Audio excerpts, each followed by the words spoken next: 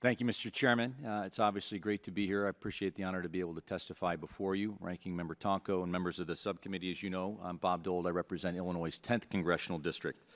I'm here today to testify about the community of Zion, Illinois, and wanted to talk more specifically about H.R. 5632, the Stranded Nuclear Waste Accountability Act of 2016, which is a bipartisan bill that I had the opportunity to introduce this week, to fairly compensate the 13 communities across our country affected by the federal government's failure to make good on its commitment to remove spent nuclear fuel from formerly operating nuclear power plants.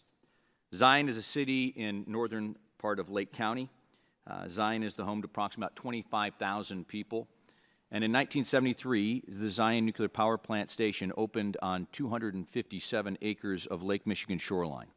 The plant operated from 1973 to 1998, but before the plant was closed, it created good, high-paying jobs for the community, and the local governments received a significant amount of tax dollars from the increased tax base. Unfortunately, once the plant closed, those benefits to the community went away. Since 1998, the community has faced a difficult situation due to the presence of spent nuclear fuel on the site. As this committee is well aware, the federal government's failure to move ahead with Yucca Mountain has meant that all of the nuclear spent fuel, the radioactive materials that once powered the nuclear plant, has remained on site in dry storage in the middle of Zion, just a few hundred yards away from one of the greatest natural resources we have in our nation in the Great Lakes. The community of Zion never negotiated to become an interim spent nuclear fuel storage location, but without the federal government doing its part and developing a long-term geologic storage site for nuclear waste, that's exactly what has become. Zion's status as it is today has come with a very high cost.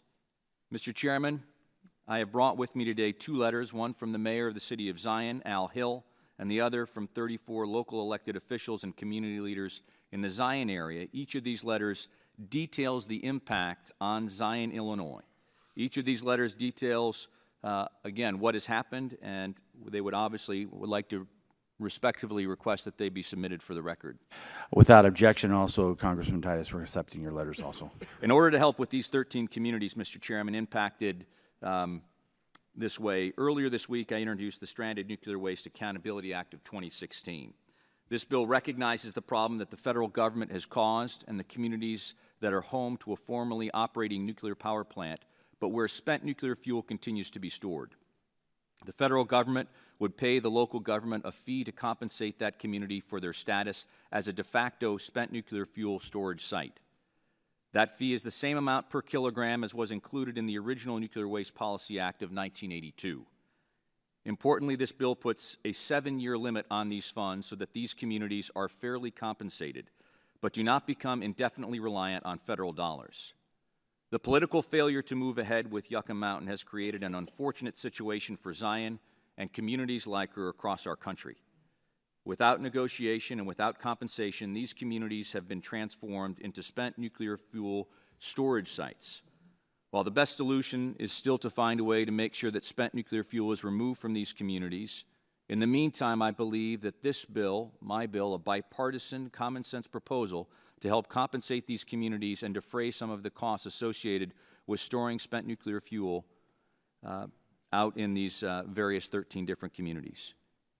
Chairman Shimkus and Ranking Member Tonko, members of the committee, I want to thank you again for the opportunity to testify today and also look forward to answering your questions.